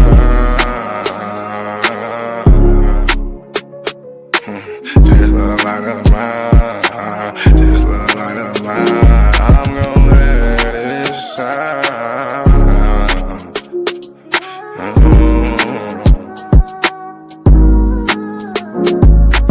This little light of mine, I'm gonna let it shine. I'm gonna let it shine. This little light of mine, I'm gonna let it shine. I'm gonna let it shine. Oh Lord, just let it shine. This light of mine, this light of mine. Oh Lord, would you please just let it shine. Take the drama out of my life. Oh Lord, every night the pain ain't right. I wake up at night, I never sleep. 26, 10, and 7, that's just me. Every day I need a little seed. I need a little fresh air, man, I need to breathe. All I know is trauma, all I know is tickets. All I know is no visit. All I know is a mission to get straight up out of prison. Lord have mercy for it. Lord have mercy on my people. Preacher Mary Washington and all my real. Lord have mercy with my people. I pray to God, we really need you. When I was down bad, when things weren't going right, every time I prayed at night, I put my hands up in my face. I said, Lord have mercy, little light of mine. Lord God, please let it shine.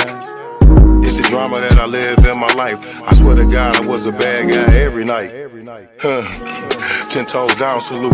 Everybody suffering, everybody who trying to make a way. Everybody looking for the sky, everybody looking for that piece of pie. In a law library, I know what that feel like.